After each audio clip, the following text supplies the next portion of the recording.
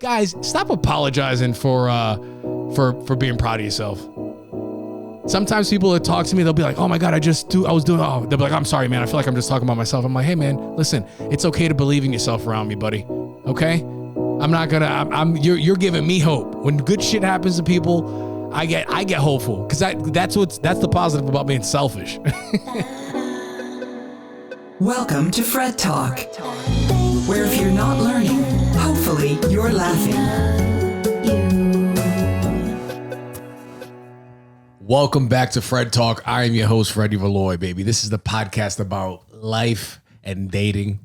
Who knows anymore? No, it's a funny philosophy dating podcast, and then I'll throw in some anime there because your boy got to do what he got to do. You feel me? Today's guest is one of my favorites. I love her so much. Love her energy. I mean this from the bottom of my heart. We need more people like her in the world. Jess DeMarchis is a therapist, a self-help coach, or performance coach. She'll help you get your shit right. That's what I'm saying. I know a lot of the self-help or the coaching, performance coaching can be looked at as like, oh, a lot of people are doing it or jumping on board. It seems like a lot of it is scam, and a lot of it probably is. And if you go back to Jess's first episode, we actually talk about that whole thing, and she tells you how to find a legit coach, right? But tell me an industry where there ain't some fuck shit going on. I'll wait. Tell me an industry where motherfuckers ain't trying to find some kind of jukes. For those of you that don't know what jukes means, it's a scam, a fucking, you know what I'm saying? They're trying to game the system in some way. Name one industry, right? You go to religion. We all know about that one. I don't get it. Hospitals, right? Places where sick people go to. There's some fuck shit going on there. Police, fire. Actually, firefighters might be the only ones, bro. They just be cooking and shit. They got a stripper pole in there, bro. They're living the life. So maybe firefighters are the only ones where there ain't some fuck shit going on. But that's, you know what I'm saying? Think about it. But Jess is 100% the real deal. And I mean that not only like in a professional sense, because she is a therapist. She became a therapist before she became a performance coach, right? But I mean like in a real sense, just like out of the professional stuff, just like as a human being, she is the real deal. So in today's episode, we talk about her dating style. We talk about a lot of fun stuff. If you like dating and you like real conversation, Jess is gonna drop some heat today, right? This episode is brought to you by Own the Chaos Investing, guys. If you're trying to get your money up, you're trying to get into the stock market, everybody's investing. People are teaching their kids now. This is a great YouTube channel to start with. These guys, Brad and Fat Man Zoom, they hit you up with 4 streams a week. You can sign up to their daily email. If you want to get the most useful email you'll possibly get in a day, you know, not from Payless. Actually, Payless is kind of cool. But like, you know, West Elm be sending you shit. You're like, I ain't got fucking money for West Elm right now. Hit up Own the Chaos and sign up for the email list because they send you the 5 stocks to watch that day. Very useful email. All right. So check them out at ownthechaos.com. Guys, now without any further ado, give it up to my girl, Jess DeMarchis. Yay. Jessica, so what's a common pattern that you notice with your clients? And I know you work with high achievers. Yeah. So, I mean, this is a complex question, but if I'm just answering in terms of who I particularly work with, which is high achievers, I think the biggest pattern I notice, especially in the beginning of our coaching relationship, is breaking through this desire to do versus be, right? Meaning, they think they want to crack the code, right? Like, what do I need to do to achieve this next level of success or beat this person out or get that promotion or get that relationship, right? And they're like, give me the answer. I can work hard. I can do it. I just need to know how. And a lot of times it's actually the opposite. It's doing less and figuring out who you are, what you actually want, and, you know, creating time and space to actually feel the fulfillment and the success and the achievement and do the things that you want to do. So it's interesting, kind of this backwards process that they're not anticipating when we get started. So it's more like, instead of reading the next self-help book, you might want to not like get to bed early, or like drink less or something like that. Yeah. I mean, you can read and listen to podcasts. I'm not saying that's bad. It's actually a part of self-development, but I would say that's more of the learning element of self-development than the growth element of self-development. Sometimes that growth isn't sexy and pretty, like, oh, I'm lifting more or doing the sauna or meditating or breath work. Sometimes it's, hey, I'm actually communicating my needs and I'm, spending time in silence and I'm identifying what success means to me and what I like and communicating that with the people in my life. It's discontinuing friendships that no longer serve me. Like sometimes that part of the growth isn't sexy and it's not, validated or applauded by society, but sometimes that's what growth really needs to look like, especially for people who are higher achievers who are doing all the things already. So they're doing all the things, and those rough things like getting relationships out. What's like,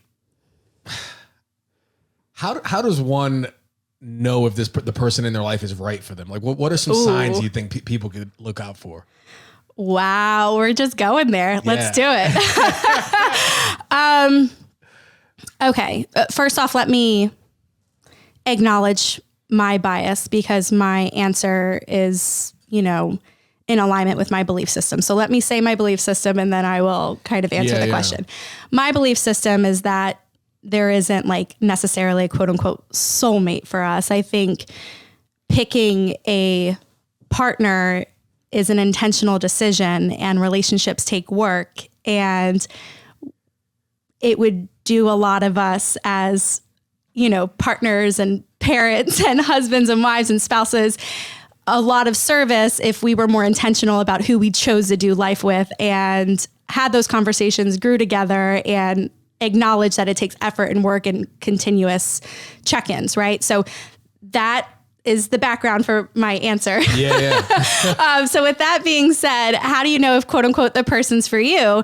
It's, are you guys in alignment in terms of your values, your lifestyle? Are you guys in alignment in terms of your communication, how you spend your time, what's important to you, what you want, and timelines? Timelines are huge. You don't want to get caught slipping with that one. You think you have an extra 2 years.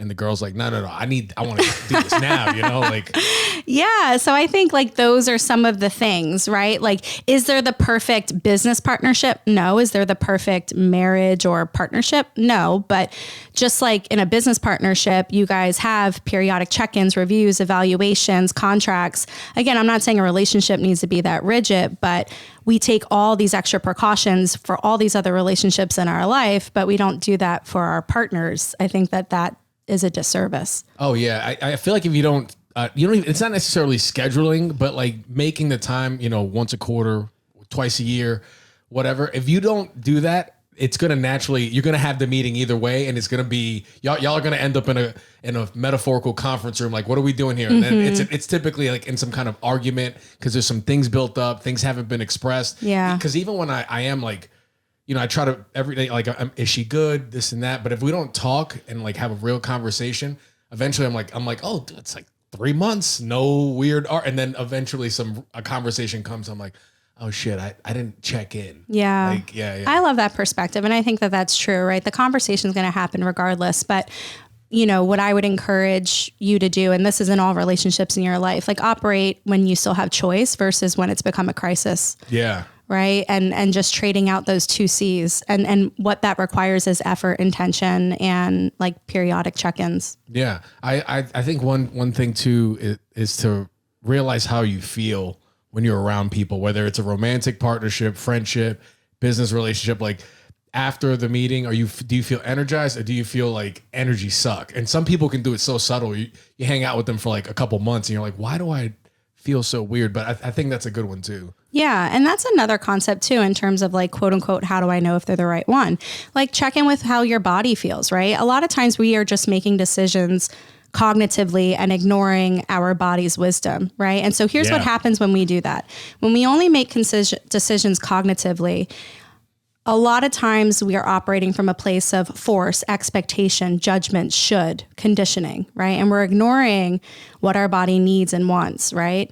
Or vice versa. You have those people who are extremely impulsive and they make decisions based only off of their feelings, right? And a lot of times they they end up like suffering all these unnecessary consequences and creating all these distorted beliefs about the world. And it's like, well, bro, you didn't take the time to think about it and actually make a decision, right? Yeah. So if we can blend those two things together, right, in all of our decision making, we're going to be able to make a lot more cohesive, integrative decision when we're not only acknowledging our thoughts cognitively, but our feelings, our emotions, and our body sensations. And there's a lot of wisdom in there. And a lot of times there's a discrepancy in terms of time. Yeah. Like sometimes we'll have a feeling and not understand why. And sometimes we'll have a thought and not be connected to our body. So being able to consciously create space for both when we're making decisions, not just regarding relationships, career decisions, where we want to live, if we want to hang out with that person again, what we want to eat, like all the time, like being able to blend those two together could be like a really simple but powerful tool in making decisions. Oh God, that was perfectly said with simple and,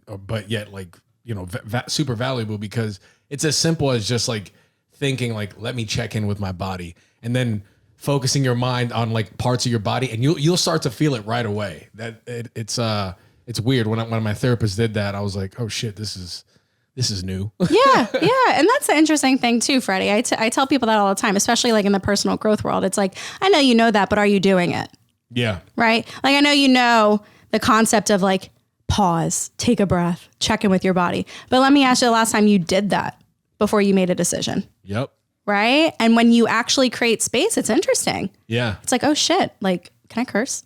Yeah. Okay. Yeah. Right? Like, it's like, oh, wow. I feel drained after having lunch with that person. Oh, wow. I feel tense in my legs or butterflies in my stomach, or I feel expansive after hanging out with that person. Not anxious or insecure, but excited. Yeah. Like a lot of people are walking around super smart, but emotionally dumb, where they're calling everything anxiety versus what it really is. It's anticipation, it's eagerness, it's excitement, it's expansion. It's not always fear and anxiety. It's just that's what's socially acceptable. Yeah, that's a good point. So I want to talk about sitting in silence, because that is very hard for, I bet, especially for high achievers. How do you, like, if someone's like, I can't sit in silence and my brain doesn't work, people swear their brains are like fucking supercomputers or whatever. If someone's like, I can't sit in silence, whatever, what do you say to this person? You're not willing to sit in silence. Yeah. That's really what it is. It's not that you can't. Here's the thing. It's not that your brain doesn't work that way. It is going to be initially more uncomfortable. And this is why. It's not that you're different. It's just that you aren't used to the practice, right? Like, of course your thoughts are going to go crazy. Of course your anxiety is going to go through the roof. Of course you're going to feel massively uncomfortable the first time you sit in silence. And it's not that it makes you more anxious. It's that that's your baseline that you're operating out of all the time. You're just too damn busy to notice it. Yeah. So it's not that you can, it's that you're not willing to, right? But with practice, you'd be surprised. Like 3 minutes a day of just silence and your mind is going to wander. We have human brains. We have 60,000 thoughts a day. Like, it's obnoxious. Like, don't get mad at your mind for thinking. It is what it is, right? You have a brain, so what? Be grateful you're alive, right? But when your brain does wander, just know that that is an opportunity of awareness to come back. And if you have to come back 20 times in 3 minutes, tomorrow try to just come back 19. Yeah. That baseline thing is real. When I looking at things that just like when you're lifting and you're like, you used to lift this weight, 2 weeks later you lift this weight, just doing a little bit past the comfort zone of that thing and then being cool with it and then coming back, trying to do a little bit more. That applies to way more things than I thought in life. Like, yeah, I try to stay in my lane and never talk about fitness really, because I focus on mental and emotional well-being.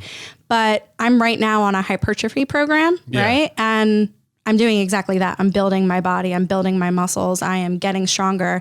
And I do that as a part of my personal growth. Like, I stretch my capacity physically past what my mind thinks my body's capable of. Yeah. Because it creates a challenge, and forces me to evaluate what I'm saying mentally, financially, and emotionally I'm capable of. Yeah. It's like I just deadlifted like 250 the other day and I'm 31 years old. Shit. Good for you. You know what I mean? With like a damaged hamstring. And it's like, how am I stronger than I've ever been and yet older? And it's like, it's all a mindset. I've never pushed my body that way before. And the other reason I'm able to do it is because I'm actually on a plan. Oh, that's huge. As a wrestler, I lost weight very unhealthily. Yeah. I'm on the same thing with you with the fitness thing where now I'm on like a program and I'm not trying to lose like 5 pounds in 2 days. It's 2 pounds max a week kind of thing. And I'm like, oh, this is nice. Like I don't need to do some crazy ass diet or anything like that. How long have you been on your program for now? The whole year. So 2 months now. Nice. Yeah. I have increased my strength probably by like 20%. Holy shit. Yeah. Yeah. But it's for 2 reasons. One, I was underestimating my one rep max because I was too afraid to get under the bar because I couldn't, quote unquote, lift that weight. Right. Yeah. Right. So again, it's not that I couldn't, it's mentally I was limiting myself. Yeah. And the second thing is, like you said, I, for years, always underestimated how long it would take my body to change and to build strength or to lose weight or to create definition. And I think that unfortunately, especially with not so much our generation, but the generations within ours and under, like we have this false expectation about how long it does actually take to create change. Yeah. Right? Like we live in this world of instant gratification. I'm guilty of this as well. And it's like, if you want to change how you engage in relationships or how your body looks or how you are with finances or how you communicate or do your work, it's going to take time and it's probably going to take longer than like a month. Yeah. Yeah. Time and you're going to fail. There's no fact. Yeah. I was guilty of that. I'd fail and then spiral and then feel the guilt and the shame and all that shit. When was a time when you had to use your own, like, cause you're a therapist, badass coach, you work with high achievers, but you're a human being, right? So yes. Like at one point did you have to you were going through a tough time and you had to snap out and be like, oh shit, I teach people this. Let me do my own thing now. Like, let me take my own advice. All the time. I mean, every day. Yeah. I mean, this is like, super vulnerable, but literally like a week ago, I'm dating and dating has not been the easiest thing for me because I communicate and live differently than most people. And so it's been a learning curve for sure. So I had to use my skills probably about a week ago where, a conversation need to be had around expectations. And I had to really sit with myself and evaluate what are my hidden agendas? What are my expectations that I haven't clearly communicated? Are they really needs? Can I get them met myself? Is this a realistic ask of a partner? Right. So I had to sit and have that conversation with myself before I brought it up to them. That way it wasn't this unnecessary conflict.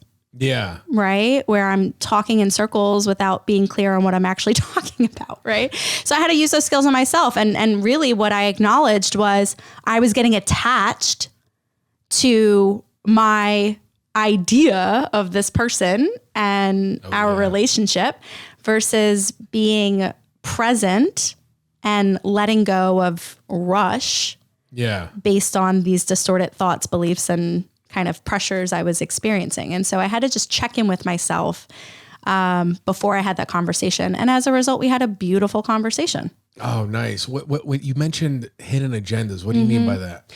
A lot of times people will go into conversations, myself included sometimes if I don't check in, talking about one thing, but really under the surface trying to talk about another. Oh, this is amazing. This is going to tie into you saying the way you communicate, I bet. And so this is perfect. Please explain. Yeah. Okay. So let's say I send you a text message. Hey, Freddie, you want to grab lunch next week? And you're like, yeah. And I'm like, all right, yay, super excited to see you. And maybe I want to grab lunch because I'm feeling jealous that you had a get together that I wasn't invited to. Yeah. Right. Yeah. Like this is like super hypothetical and off the cusp, but let's see where it goes. Right. I have lunch with you and I ask you about the event and I talk about how excited I am and that's awesome and good for you. And I never actually addressed the fact that I felt rejected or jealous or left out, or that I don't feel, or I have all these thoughts running in my head around how you're using me or you're not really my friend, and so maybe I never even address it. We have the conversation. So now you walk away thinking things are all good. And I walk away deeper in my spiral where I'm like, he didn't even bring up the fact that he didn't invite me. See, we really aren't good friends. And it's unnecessary. Yeah. It's unnecessary. Yeah. A lot of times, I mean, if you're an adult, you get that people have so much going on. They could have been like, maybe this person's not into it. But I feel like that happens quite a bit when I talk to people that ask for advice and all that. And it's almost like they use that moment to recharge the hate for this. And like you said, they spiral deeper into this thing that could have been avoidable. Yeah. A lot of times, like, we're responding to our thoughts and our stories versus what's actually happening. Oh God. Yeah. Yeah. Yeah. Yeah. Like, literally, we could be having a conversation and in my head, I'm having a whole different conversation with you. Yeah. I'm thinking about it was yesterday or something. I was just in this weird, like, this is nothing's going to work out, that whole thing. Mm-hmm. And then I was like, what the fuck am I doing? I went to have like 3 glasses of water. All of a sudden I was like, oh, I was just dehydrated. Like, I was happy. I was laughing again. Yeah. I was like, I was just dehydrated. That literally. Was it. Yeah. Yeah. Dehydrated, like tired, lonely, hungry. Yeah, a lot of times people, like you said, aren't taking time to actually just check in. How do you sleep? I'm working on my sleep hygiene. This is great. Me too. Yeah, I'm working on it because I know that if I can get my sleep under control, y'all watch out. It's on. It is on. Yeah. Yeah. It's an element of my life that I continue to kind of like struggle with. Yes. Yeah. Same here. And then there's some nights where I'm like, I got to get up early, but I spent the whole day doing a bunch of stuff that I had to do. I just want fuck around time, and I'll take an extra 2 hours, and then you pay for it the next day. Like it's frustrating. What's the most recent what's the most recent thing you learned or done for your sleep hygiene? Yeah, that's the question. Yeah, I'm trying to honor my rhythm a little bit more. I'm a night owl. That's what makes it hard. I get a second wind around 7 p.m. and my creativity hits and I pull out my laptop and I write and I create and I record and things like that. And then I'll do that till like 10 p.m. And so I don't even start winding down till 10 p.m. But then I try to operate on a normal schedule like everyone else, where I'm up and I'm starting my day around like 9, 10 o'clock. And it's like, that's not a good rhythm for me. So I'm actually trying to adjust my rhythm where I'm wrapping up work around 7 or 8 and I'm winding down and in bed by like 10, 11, asleep by midnight, and I need like a good 8-9 hours. Yeah. So I sleep till like 8, and then my first like 2 hours of my morning are just me. I'm still in bed, but like I'm journaling and reading and meditating and breathing and doing all my rituals, but I'm taking it extremely slow. And now I don't start my workday till like 11 a.m. Oh, nice. That's good. Yeah. So that works for me, where I work at like 11 a.m. and then I'll like wrap up around like 4-ish. I'll work out, and then my second win, I'm trying to just like do a little earlier, where it's like 6 to 8-ish. Okay. All right. Nice. Let me see. Sorry, I had the question. Your communication style. So I knew I had to go back. When you say, when you brought up your communication style, what do you mean by that? How do you communicate that you feel is different? Clearly. Thank you. I knew it. I fucking knew it. I knew it. I knew you just tell it how it is. And I'm sure you try. I know you, and I'm sure you try to find the most compassionate way to deliver the honesty, because that is the most effective way, right? Some people like to do this whole brutal honesty thing. I'm like, no, I want to find the most, but even that is a problem for people. Tell me a little bit about your experience with that. Yeah. So you're absolutely right. Like, there's a spectrum for everything, right? And I think it makes it a little bit easier for me, not only because of my experience, my skill set, and the books I read and skills and all the things, but honesty is actually one of my core values. And so I think that, paired with me being in the personal growth industry, makes me like a really epic communicator, which is a lot to handle for people who aren't self-aware or have those skill sets or are used to being in those types of conversations consistently. So yeah, I mean, honesty happens on a spectrum where I think a lot of times people will, like you said, misinterpret it and be, oh, I'm just being honest. It's like, no, bitch, you're being rude. Oh yeah. Yeah. You know, it's like you're doing that to be hurtful. Like you're not being honest. You actually didn't even take the time to check in around how you really felt and what you really wanted to articulate and what is the ideal outcome of this conversation. You're just spitting. Yep. Who knows what, for what reason. You're just talking to talk to fill space, right? That's there's a difference between that and saying, hey, Freddie, I know that you had a get together last week and you got some local entrepreneurs together. And I was hurt when I saw online that you were having that and I didn't get invited. I'm just curious, like, was there like, something behind that, because my mind's running and this is what it's thinking. Is that true? Or like, correct me, let me know. Yeah, that's perfect. I'll be like, oh my God, I'm so sorry. I'm just an absent-minded motherfucker. And I'll be like, okay, cool. Well, hey, next time, think of me. Yeah, I got you next time. Yeah. Oh my gosh, let me get you a drink. Come here. Literally, and how easy breezy is that? Yeah. Yeah, it feels great. But for some people, it's an assault on the senses. Like, because most people in our culture, they look at politeness as a good thing. And I don't. And it causes this like passive aggressive communication where like to the point where you ever been with someone and they offer you something and you say yes and you're like, oh, I think they were wanting me to say no. Yes. Yeah. That's fucking that. How are you setting up? This moment doesn't have to exist. If you didn't want to share, but no, they're like, oh, it's polite to share. I don't want to fucking do it. Mm-hmm. And then all of a sudden now they're building resent when you just. Exactly. And here's the thing, like, did that hurt your feelings when I asked you that question? No. Hypothetical. No. Right. You literally were like, oh shit, I'm sorry. Like, I'm just absent-minded. If I didn't ask that question though, I'm walking around taking it personal. It's something about me.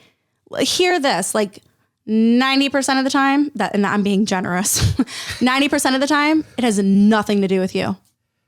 Oh yeah. Yeah. Literally. It literally was just because you were absent-minded. And now moving forward, we cleared the air. It's clear. I want to be invited and you want me to be there. Yep. That's it. I'll be like, well, how can I forget her? Yeah. It's like, that's so funny. Has your communication style, how does it work on dates? What are the reactions like? Mixed. So here's what happens. This is my experience. I will have dates where I will communicate in that way and it falls flat. They'll say, oh, I don't know. I didn't think about that. I'm not sure. Or they'll try to change the subject to something that is not interesting to me or shallow, in my opinion. And I will ride the date out and then that will be that. I will let them know. I'll let them know at the end, either in conversation, text message, or phone call, very politely, but very clearly, hey, for whatever reason. And I'll tell them the reason, whether it be attraction, communication, depth, I'll let them know. I think it's kind, again, to let them know. I'm not just going to say some blanket statement, I want to be honest. Or it is a little uncomfortable in the beginning, but some people will step up to the plate and we'll have really beautiful conversations. And it's awesome because within the first 1 to 3 dates, it's very clear. We don't have to waste time. Like, we know, is there alignment or not? Yeah. Because I'm not afraid to have those conversations early on. What type of questions are you asking? And again, this is for me. I know that this isn't everyone's cup of tea. And my therapist definitely challenges me on this, but I'm at a point where I know who I am and what I want, and I'm clear. I love it. So, I ask questions within the first 2 to 3 dates. I'm not hammering in the first 5 minutes, but I'll ask questions about what do you value? What are some goals, short-term and long-term? What are you looking for? How are you in a relationship? What are you looking for in a partner? Yeah. What are things that are non-negotiables for you? What are deal breakers for you? I'll ask, for me personally, I'll ask questions about culture and race and politics and finances. Yes. I don't care. Yeah. They say don't talk politics on a date. That's why. Yeah. Because here's the thing. I think it's 2022. I think it's deeper than just politics. I think politics, there's a little bit of value assessment in there. And again, values to me are super important and I want to know. And here's the thing, like, it's not a deal breaker for me. It's an opportunity to get to know you more. And here's the thing, if you cannot communicate about politics on a date, then how the hell are we going to have an argument in the future? Damn, that is such a good point. That's such a good point. I call people who can't talk politics or religion with people with differing views. I say you can't have an adult conversation. But I like the frame of reference you're putting it in the fact of like, how is this going to move forward? If you're looking for deep conversation, I guess that's step one. Because we're going to have conflict. Like, you're two human beings who are experiencing life together, right? And trying to do it like together.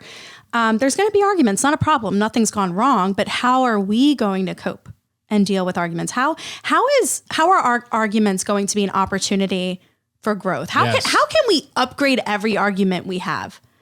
Right? How can every argument improve our relationship? Yep. Right? And if on a date we can't even talk about politics, you're just not the person for me. You're the best. I call those productive arguments. Like we're at the end. Love that. Because when I was a toxic person, when I was a toxic person, I would use my humor as a way to deflect any kind of, like, when I fucked up, I'd be like, come on, and my likability and get all cute. And they'd be like, oh, you stupid. Like, but never address it. And obviously that would grow into bigger things. And these days I'm sitting through it, trying not to get reactive. Definitely as a guy, trying not to raise my voice because that just completely kills the whole thing. But with productive arguments, two people, I feel like they let it out. And at the end you can feel like, I can feel when an argument's like, oh, we got like better somehow. And nothing was really like super specific in the sense at the end, but it felt like somebody got it. I don't know. I think it's communicating with women where you guys are like in tune and I don't really know. And I'm like, we just like make you feel better naturally. Yeah. I think that's and that's a gift that all of us have, because we all embrace regardless of your sex and gender, we all have masculine and feminine energy, and being able to hold space and nurture and be attuned, I think, is a really underutilized communication skill. It's not just what you say, but it's how you say it, how you hold your body language. Are you listening to listen or listening to respond? Mm-hmm. Is your body language closed off? Are you stonewalling? Are you maintaining eye contact? Like, these are all important things that, can make a quote unquote argument an opportunity to deepen your communication, your intimacy, and your relationship. And again, those are things I'm looking for on a date too. Are you, like, when I ask you a tough question, do you think about your answer, or do you just automatically say, oh, I don't know? Oh gosh. Just like, oh God. So you just mentioned that day where it's like, I don't know. You're like, we're going through all the things here. You're not even going to give like right. Let me think about it. Yeah. Is there depth? Is there potential here? And again, this is just me. Right. I know that me dating someone who is non-communicative or unaware, there is a very high likelihood that resentment will build up, and I just don't want to do that to the person. Yeah. Or myself. Yeah, no, that's all. That'd be time wasted. What do you notice you're out there dating, you're putting yourself out there. What's the report? What you got? Like, what's not necessarily for your personal life, but like, what are you observing in the dating scene right now? Okay, so again, full disclosure, just so people have a background. I'll tell them at the beginning. Yeah, I'm like new to dating per se. I was with someone for 8 years and single, intentionally, very, very single. Mm-hmm. And then with someone for 3 years and then single again, very intentionally during COVID. So I'm new to dating, probably like a year and a half I've been dating. Nice. I downloaded my first dating app, and I'm working with a therapist who specializes in like sex, love, and relationships. Nice. So that's really awesome. And I hired him on purpose because I knew that I was going into the dating scene, not only who I am as a person and needing to kind of manage that because I'm a lot, and also being aware that my dating experience is probably a little jaded because I've been in long-term monogamous relationships. So my beat on the dating scene is that two things. One, I'm not sure if people are really clear on what they're wanting. I think they're dating more to avoid what they don't want, such as loneliness, and things like that. So that's something that I've noticed. Again, these are generalizations. And then the other thing I've noticed is that there are a lot of options, and I think people get caught up in that a little too much, which could really do that person and the people they're connecting with a disservice, right? Like there are ample options, and like, would you give up an 80% to pursue 100%? Like, I think people are getting caught up in that. Yeah, it's I feel like it's caught up in, it's intertwined with this whole like dopamine chasing thing. Yeah. Right? Not only scrolling social media, but like I've heard of people message. I think I've done this where you message someone, and then like once you feel like they're interested, you just kind of like back off, or like, and it's been done to me. You know, this is like way back or whatever. But like, I feel like it's all intertwined in that dopamine chase. Even like first date, maybe some people can't even really see past 5 dates. Which the last guest I had on, Devin, a comedian friend of mine, she talks about like the anxiety from date 1 to date like 5 or 3 or 2, like figuring out like, is this going to be a real thing? What's your date max number? I think she said 3 to 5 was hers. In terms of what? Like how many dates do you give someone where you're like, is this a thing or is this? I feel like if you're not feeling on first date, you're like, you got to go. But, yeah, I'm like 1 to 2. I'm like 1 to 2. Well, I don't even go on dates with people unless there's already established compatibility. So the date is an opportunity to see if there's connection and chemistry. Mm-hmm. And I trust myself enough because I've done the work that I can figure that out in 1 to 2 dates. Yeah, that's good. How do you know the compatibility before the date? Because I'm asking. We're getting on the phone. We're talking. Okay. I'm asking some of those questions. I'm looking at their profile. We're talking in the chat or DMs or whatever. Ain't nobody wasting your time. No. I love it. And I'm not going to waste theirs, because if they're really dating for whatever intention that is, well, you're not going to sleep with me. And if we're not going to be in a relationship, we're just not going to date. Again, this is me. I am dating to look for a monogamous, committed, long-term relationship. Oh, nice. Good for you. So I'm very clear on that as well. Yeah. So I'm only going on dates with people that are also looking for that. Would you get married? Eventually. Yeah. But I like how you're looking for a long-term committed monogamous relationship as opposed to looking for marriage. I know those things sound the same, but to me, totally different. Yeah. Like looking for a healthy relationship versus looking for kind of like more of a superficial thing in regards to, I think that's a big thing. And you mentioned people don't know what they want. How can somebody's listening to this, but like, girl, I don't know what the hell I want. Mm-hmm. How the hell do I do it? Yeah, that's a big question. You're like, hit me up. Yeah, basically, like, let's do a consult. Yeah. So literally start with asking yourself, what, like, fast forward 10 years from now, right? And just to give you the perspective of how long 10 years is, like, go back 10 years ago and think about who you were, right? 10 years is a long time. So fast forward 10 years from now, and you are happy, fulfilled, satisfied, and evolving and growing as a result of your relationship, right? What elements are present in that relationship? Not what they look like, not what they do for a living, not where you live, how much money you make, how long you've been married, if you have kids, whatever. But like, what elements are present? What type of conversations are you having? What does your day-to-day look like? How do you feel around that person? Mm-hmm. And then what types of interactions, people, activities cultivate those emotions for you now? And then that is the beginning kind of foundation for informing what you're looking for, who you decide to connect with, and who you like decide to kind of dissolve connection with. Damn, dude. Relationships, I feel like with all the information we have, I feel like you think things would have gotten easier, but it seems we're like we're in the phase where like something's exploded, information, whatever, and people are still, figuring out getting two people to live in like be in love. Because I wonder, like, you think of a trauma bond and love, and what's the difference? How does somebody know they're not in a trauma bond? You are hitting me with these questions today. Yo, I thought about this, and I'm like, I don't think you'll ever fully know, which is... It's tough because those feelings definitely overlap, especially in the first, like, 2 years of loving someone. Like, because of the chemicals and hormones involved, it could feel very intense and distracting and overwhelming. And so it's hard to decipher in the beginning stages, love versus trauma bond. But here's kind of at least one tip to help you start to decipher that. Trauma bonds are relationships that are usually, again, this is a generalization, but usually very intense and feel overwhelming and distracting and like you need that person. Oh. And so that's one. And then two, if there's elements of that relationship that remind you of your childhood and not maybe the best parts of your childhood, Okay. then that's something to kind of evaluate, such as communication styles, emotions that are cultivated, how conflict is handled, things like that to pay attention to.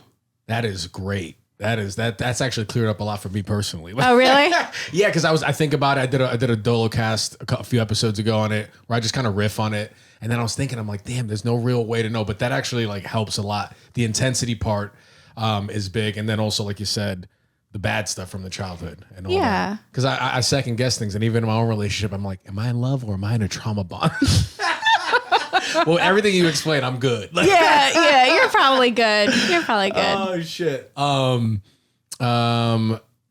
bond. Damn. What do you think about the most? In general? Yeah. Okay, so I'm in like a really interesting season of my life. I like that. So what occupies my thoughts the most now are two things. One, outside of my business, what am I trying to cultivate in my life? Mm-hmm. Like I'm very blessed to be at a really cool stage of my business and my life and my health and finances and things like that. Socially even, like I'm in like a really good space. Like it's awesome. Oh, that's awesome. Good for you. Yeah. And there's like a next level, and it's like, what do I want that to look like? And, you know, how important is that to me, and timeline? What does that look like? And how much time, money, and energy am I willing to invest in that right now? Mm-hmm. So that occupies my thoughts a lot. And like I said, it would be irresponsible of me not to acknowledge that I am still human, and I'm a 31-year-old single Latina. So it's like, it occupies my thoughts a little bit. Okay, great. Business, check. Investment property, check. Friends, check. Health, check. All money, check. All things. But you go to home to your dog. You know what I mean? So it's like, okay, cool. You're doing all this stuff, traveling, but like doing it alone. So that occupies my thoughts a little bit. And then also what occupies my thoughts a lot right now is kind of like the next level of my business. Like we talked about this a little bit last time, like again, like such a blessing that I've experienced success, and it's been sustainable, consistent success. And it keeps growing, and I'm working less and being more productive and making more. And it's like really cool. And it's like, what's the next level? Is there like a book, a TED Talk, expanding my team even more, expanding from 6 to 7 figures? Like, how do I do that? And what does that look like? And really trying to, instead of just pursue it because I can, or it's what makes sense or what is expected of me, really tuning into what do I want right now in my life, and what am I willing to do and for what reason. And so for me, that's kind of where I'm at. Those two things really kind of are present on my mind and heart this year. Well, First of all, good for you, because that's amazing. You got, like you said, the business, friends, all that, health, and now you're at this point. I think you're coming into this in a very good spot. You're like a top recruit or something like that. Like, I like to hit me up. No, don't hit me for consultation. Yeah, it's for consult. Thank you for the clarification. But if you tall though, no. Just kidding. Just kidding, guys. Freddie, I'm gonna just send all the DMs to you. I'm like, you handle this. Send me all the dick pics.